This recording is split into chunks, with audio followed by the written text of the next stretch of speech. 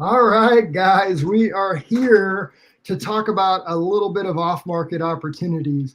We're going to get a little different than we typically do today. And we're going to talk about regenerative farming. And I've been going over this in my mind of how do I present this because it's one of those things that's outside of the normal real estate investors box of tools. When we talk about farms, it's a little different than what we're talking about buying an investment property. If I'm buying an investment property, I'm thinking, all right, if I buy a property that's been beat up or abused, I need to replace the carpet, I need to replace the roof, I need to paint, I need to do all those sorts of things. How do I, it's called flipping a property, flipping a house. So the big question is, how do I flip a farm? And that's really what regenerative farming is all about, is how do we take a farm and flip it to make it be something that is going to produce a better income, produce better crops, do all those sorts of things. And today we got Farmer Jeff Reeser on the call with us, and he's going to enlighten us briefly because we got about a half hour on this call, but there's so much more to this that we'll get into. So maybe there'll be future episodes. And then we also have Frank Ruma on the call with us as well, who's always here, but he's not really been involved in the initial conversations with Jeff and I. So he's going to be asking the questions from your perspective, the brand new person introduced to this idea. I'm basically the test dummy. If I can understand it, everybody else out there can understand it. So we're going to learn together. That's it. So we got Farmer Jeff here on the call with us too. So Jeff, if you were to kind of give us a brief synopsis to start off with, what would you describe flipping a farm as? Well, in my framework, what I'm looking at in flipping a property is taking a farm that is not producing very well and trying to bring the life back into the soil so that it can then go from there to future generations. So we're trying to put life back in the soil rather than trying to keep taking things out of the soil. When you're a new farmer in an area, which is where I'm at, you don't get property to use that's prime, that's been taken care of. You get the stuff that's been abused. And so I've been working at this for about 7-8 years now, and came across regenerative farming and started applying those principles to these properties. And I've been leasing some different places, and usually it's something that just is not doing anything for the previous guy, and he's given up on it. And then applying these principles of regenerative farming, trying to get the life back in the soil. I've been able to turn around a couple properties so far, and right now I'm looking at about 116 acre property that I'm trying to do that on. I've worked on it for about 2 years and seen a little bit of progress, and kind of excited about what the future might hold on this place. So yeah, like Blaise referred to, we're trying to take something that's been beat up a little bit and turn it into a well-producing farm that can go on for generations into the future. Well, let's start off with it this way. Here's a great way of as you're talking, my mind's spinning. How, if in the real estate world, a tenant that lives in a property that smokes or wears muddy shoes in and ruins the flooring, and how does a property get to be in disrepair in the first place? Let's start there. Of how do you find a property that needs that work, and how do you identify that, and why did it get there in the first place? Well, in a couple different ways that happens, especially in properties that are not in the prime farmland area, where and they're being the ownership's been taken over by somebody that just wasn't interested in farming it, and so a guy will come in and do whatever on it. The other properties that we're looking at that I've done. They were making hay on them, and they would just keep taking the hay off of it year after year after year and not putting any inputs back into it. So it's kind of like taking money out of a bank account, your savings account every year, and eventually you get to where there's nothing left in there. So the property wasn't producing. So that can happen on hay ground. On this particular piece, there was animals on it, and there's the typical conventional farmer will put his animals out on a field and just leave them out there. And so the animal will go and eat the best of what's in the pasture. And then the next day he goes back out and sees if there's anything more that's best. And the next day he goes back out and keeps looking at the best. And so pretty soon he's eating that best right into the ground. And all that's left is weeds and non-producing stuff. And on top of that, he doesn't let the plant go through its maturity level, where it starts out as a little plant, grows up, and then dies and puts the inputs back into the ground. So you're basically taking money out of the bank again year after year. So that's what this particular property is. We can turn that around by applying regenerative principles to the property, and I've seen some pretty good results, and I can show videos of that. So. Okay, so now if I'm in that investor mind framework, we just identified how they kicked holes in the walls or ruined the carpet in the walls. Now we're going to put a few coats of paint on the wall, and we're going to put some new carpet in there. How do you do that to this property? How are you improving upon it? What is your game plan? Well, I've remodeled a few houses and some pretty disrepair, and so I guess I'd go back a little bit beyond putting the paint on, Blaise, and say first thing you got to do is go down to the basement and check on that foundation. And so, and if the foundation's bad, then you got to take care of that. So what we do when we come into these properties is we try to take some soil tests and see what kind of where it's at, and not the typical soil tests that a farmer around here will do, where they just look at I don't know if you understand the acronym NPK, nitrogen, phosphate, and potassium. So we don't want to just in regenerative, we don't just look at that. We look at potassium starts with a K. What's that? Potassium starts with a K? It doesn't start with a K, but that's I think that's its scientific. No, I get it. I get it. I'm guessing it's NPK, and those are the three things that we're talking about. So I don't know which one's the K. I do understand though that when I take a soil test, I'm looking for more than just that. I'm looking for the minerals that are out of balance, the calcium that's usually the calcium's out of balance. I'm trying to get that life back into the soil, where once the life, I mean, nobody went around the Great Plains and put NPK down, but yet we were able to, the buffalo and the way that we try to mimic what the buffalo do, they were able to build some amazing soils out there that were able to produce amazing results. If you look back at the history and start to understand the production that was in this country before we started messing it up, it's pretty amazing. Okay, so now we're going to bring in some animals. This farmland has not really been taken care of for many, many years. So now we're going to bring in some animals. And what are they doing? Are we bringing in chemicals to produce that NPK, or are we doing something else? Well, it goes back a little bit here to right around the end of World War II, where we farming went in two different directions. When we ended the war, we had the Manhattan Project. We had all this brain power trying to understand how to build bombs and how to win a war. And the war is over. Now what do? Well, we have the chemicals there that also can then be applied to ground and make things grow. At the same time, there was a guy that came up with that really started to understand composting and the biological side. So we had a chemical track and a biological track. Well, the biological track was composting, took a lot of manpower, a lot of energy. Chemical track was, hey, you go out there with a spreader and you throw these chemicals on the ground and it takes off.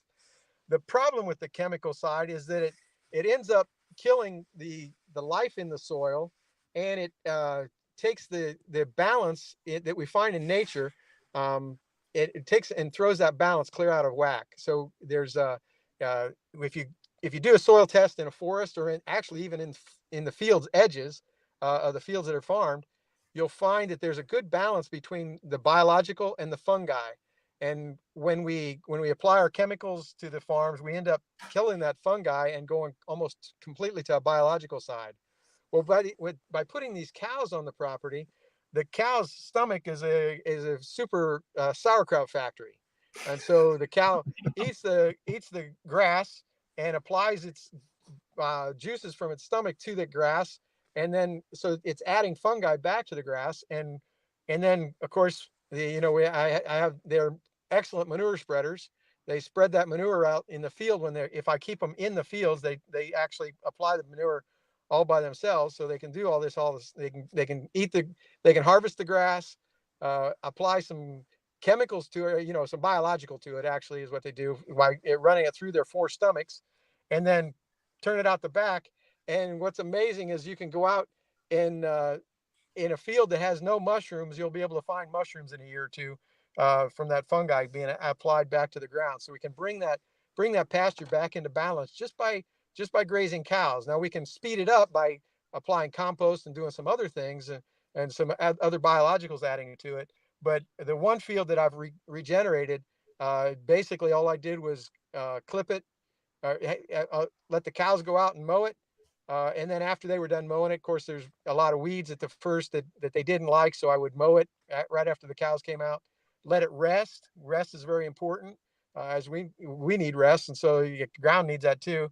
So let it rest for a good period and then bring the cows back. And by just doing that, I turned in a field that was really not making any hay at all to a field that about 3 years later, the guy that had allowed me to put my cows on it said, "Hey, can we make hay in that field?" And I said, "No, that's my field. I worked on that one pretty hard." So we turned the I field guess down.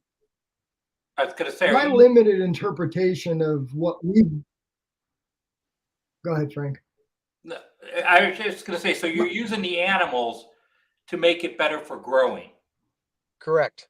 Okay, so then you would move the animals from one field to another eventually, and then grow But not eventually. I move them every day.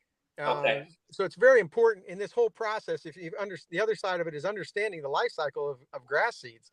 When grass is growing, when you go out and mow your yard, you basically stunt the grass at that time. And so then, for the 2 or 3 days, it's recovering from that, starts to put energy into the roots. Then it starts to shoot up a little shoot, and then the shoot gets a little bit bigger. And then if you leave it go long enough, then it'll go to seed and drop the seed and start the cycle all over again. So what I'm doing here with the cows is I want to put the cows in there, let them mow the field basically.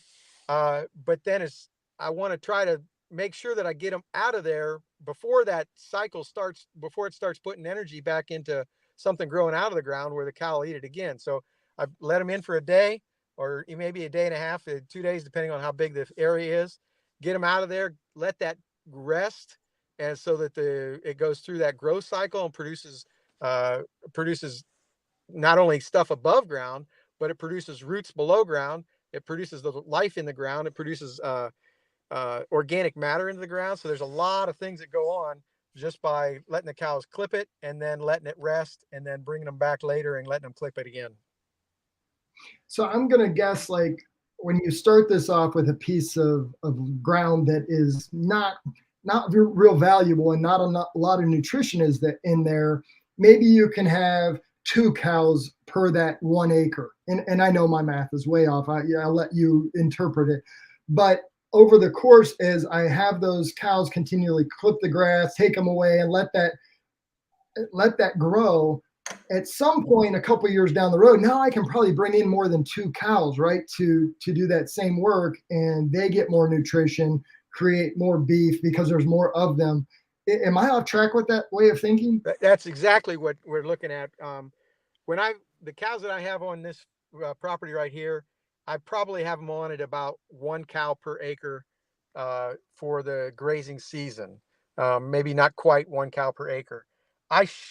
And my cows are small, so I'm probably anyhow. We'll keep it at that.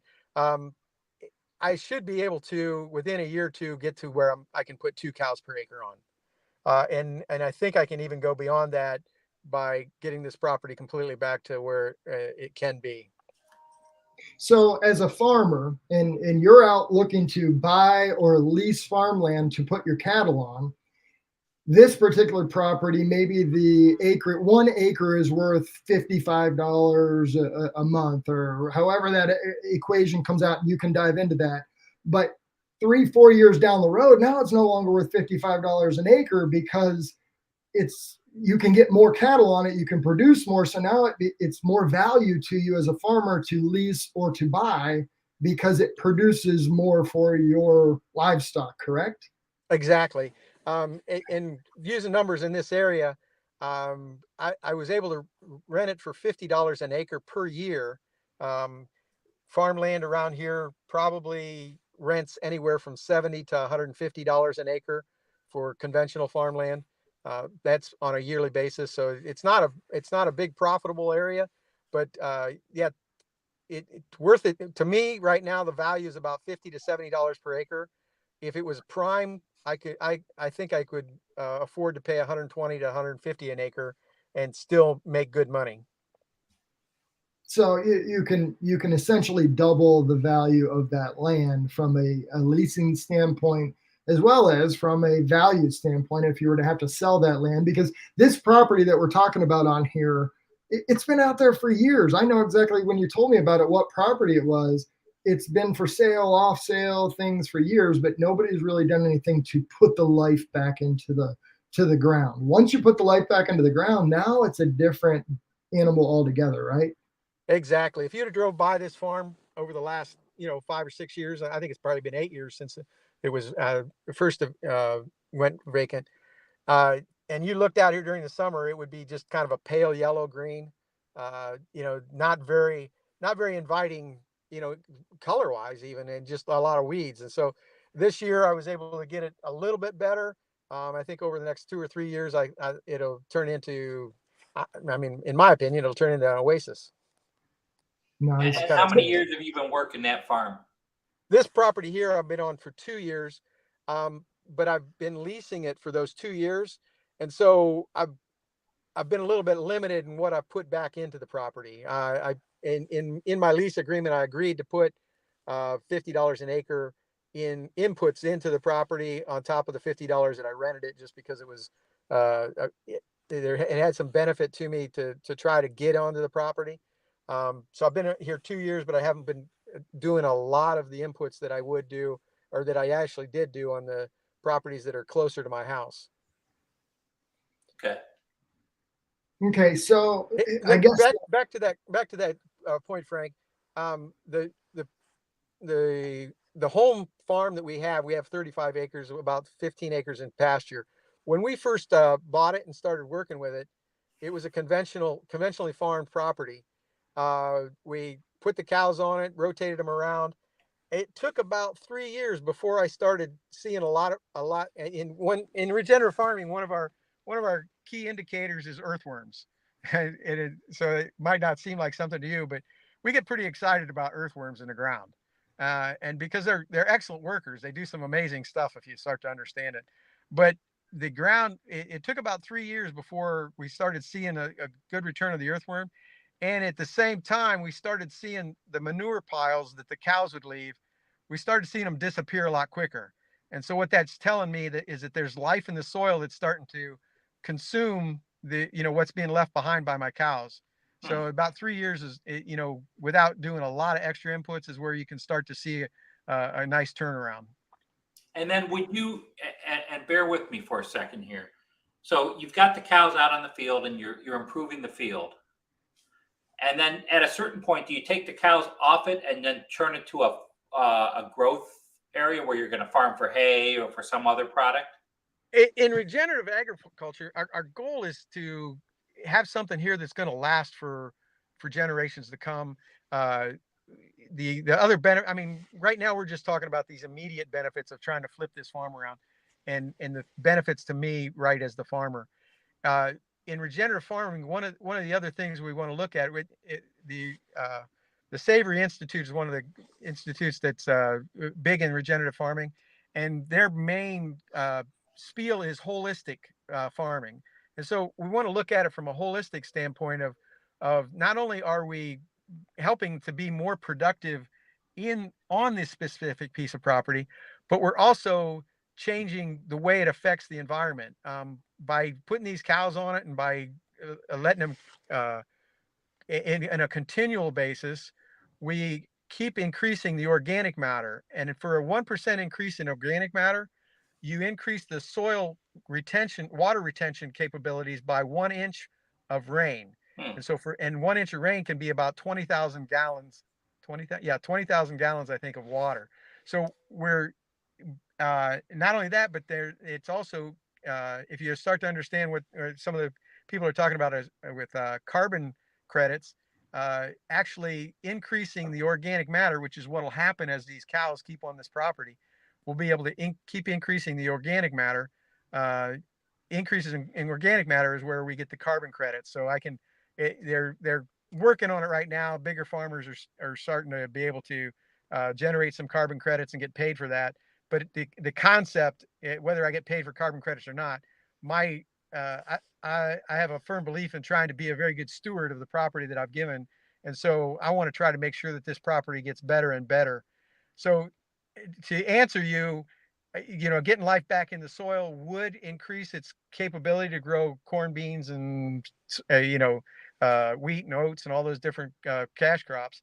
But my cash crop is beef. And so I'm looking at it, trying to increase the production capability of the beef that comes off of this.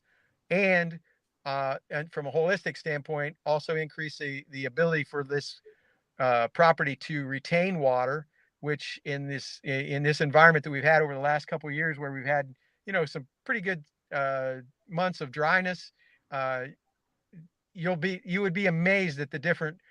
Again, you look at properties that have been maintained this way, this regenerative farming method, and right next door is a property that's conventionally farmed, and you can look at them at the same day, and it looks like the rain stops at the fence line. We know it doesn't, but it looks that way because of the water capability, the soil capability of holding water and carbon and all those, and the root system to try to make better roots. So I don't know if that answers your question succinctly. It does. It does. I was just trying to get to the ultimate.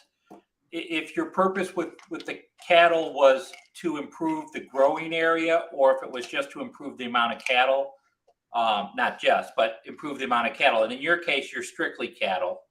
Well, yeah, and we, because farming is a business, we want to break it down to the profit. And so my goal is to increase the profitability of the ground. So right now I can probably produce about 200 to 300 pounds of beef per acre off of this marginal ground. Whereas on a prime ground, some people are actually getting up to maybe 1,000 pounds per acre or even beyond that. So if I can produce more beef, which I can then turn around and sell, that ends up putting more profit into my pocket and helps me to be regenerative from a standpoint of that I can continue to regenerate, not just, I've got to turn it into something else later. There's keywords that are out there that float around media, social media, TV, homesteading, the word organic, all these things that people want to do to save our environment or go green or things like that. And I'm not a person that dives into that stuff, but when I listen to you talk, it just makes so much more sense because you're making a large impact in what you're dealing with versus if I were to try to interpret this in my mind, if I'm going to pay $80,000 for an electric car, what type of environmental impacts does that $70,000 take versus if I was to take that $70,000 and give it to you and let you invest that into a property? Because that's what we're really talking about here is we're trying to raise funds to buy farms to do what you're talking about. How much better off is that $70,000 being used for regenerative farming versus buying a car that's run on electric, in your opinion? I guess I can't go down that route very well because I'm not I haven't studied it that much, but in my, from what I see and what I'm doing, there's a lot more enjoyment to me from going out here with the cows and trying to see and then see the turnaround that happens. But and I'd have to go back and look at the numbers, but it's pretty significant, the increased carbon sink that happens from cattle being grazed this way. There's a couple keywords out there that if you go out and Google, you can start seeing, but one of the key phrases is in farming is sustainability, where people talk about, hey, unless you're sustainable, you're really not, it's not a good thing to not be sustainable. So when that term first came out, everybody jumped on the bandwagon and said, well, of course I'm sustainable. You know, I get a profit and I can continue to keep going. What we've looked at in regenerative farming is to say we've degraded the soil so much that sustainability isn't the issue anymore. We've got to improve it for the future generations. So we got to get that carbon back into the ground. We got to get the organic matter back up there. We got to get the resilience, you know, the biodiversity. If we get all those things going, we're going to have a property that's going to be able to produce for in good times and in bad times. And so that's kind of the key there. Coming from a business standpoint, because again, we're speaking to investors about this, where does their return come in? That's a good question. And that's one, in each property is going to be looked at a little bit differently. So in this, the return, there's in Ohio, over the last 20 years, farmland has increased in value by 7.7% per annum. So, you know, some years higher, some years lower, but it's average of 7.7% over the last 20 years in Ohio. One of the other statistics that we look at as far as in farmland is that, and that's just general farmland.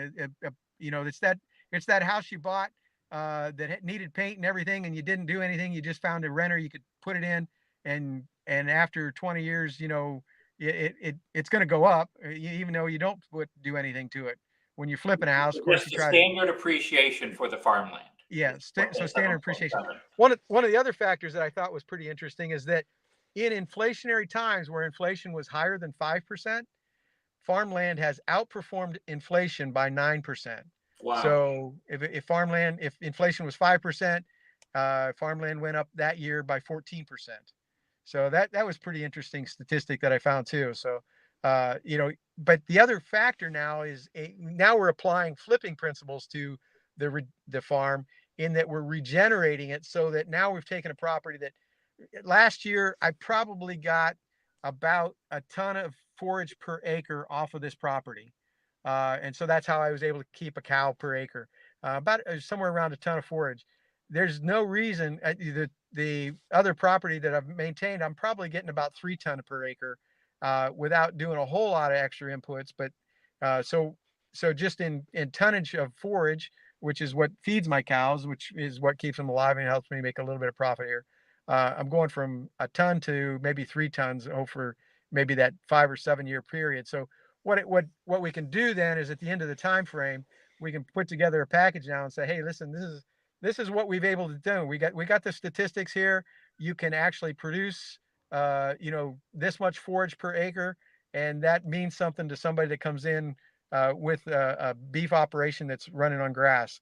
One of the other concepts, again, I guess going back to where my niche is I'm raising a grass-fed, grass-finished product. So no grains being applied to these animals. And when we start to understand some of the health benefits, you know, it's a market that's growing more than just the regular beef market. It's still a small part of the market, but grass-fed, grass-finished beef has a lot of health benefits, and it's a market that is growing. Listen, I'm all for it. I would much rather eat a steak than a salad. So if you can make them cows eat on the salad and I get to eat the steak, I'm in. Where do I sign? Hey, Prosser, just so you know, salad comes from regenerative farming also. Right? One of my favorite memes I've seen so far is it's a cow standing in the field and saying, I don't understand what's this big deal about turning grass into something that tastes like beef, or turning plants into something that tastes like beef. We've been doing it forever. Listen, we are right at 30 minutes, which is what I wanted to try to wrap this video up. And I can tell we're going to have to talk and do a few more episodes on this because it is fascinating. And I think it is something that has potential to grow. But bottom line is, what we want to accomplish off of this call is, if you're watching or you're watching on a replay or something and you're interested in learning more about investing in regenerative farming, reach out, put a note in the comments or something, or send us a direct message. We'll put some contact information where we're posting these videos. Reach out, because we want to build that nest egg of who is interested in, and then take it a step further and grow from there. But this is our very first video on it, and I thought it went really well because honestly, Jeff, some of the people that you told me to go watch videos on, they're dry, they're dull, and it's hard to pay attention to. But the way you explain it, you just have a gift to be able to break this down to somebody like me and Frank, that this is not what we do every day, and make us understand. Frank, you were a dummy on this one, so did you feel like you gained something out of this conversation? Oh yeah, absolutely. Good. All right. So with that, I mean, you can see this guy's the real deal. If you put him on the main screen, Isaiah, he is out there in a farm field. You see the cattle in the background. He's the real deal doing this stuff on a day-to-day basis. Let's hear that cattle call again. Come on, cows. Come on, cows. Come on. I love it. On all the movies, it's yip yip or something like that, and his is just a simple. One more question: Is your life entirely like Yellowstone? No, I haven't beat anybody up for property violations or anything like that. No motorcycle gangs beat up or anything like that. All right, Jeff, I appreciate your time. We'll do this again soon. And again, just appreciate all the knowledge that you put out there to me. Okay. Thanks, Jeff. Thanks for doing this, Blaise. Yep, no problem. All right, Jeff. So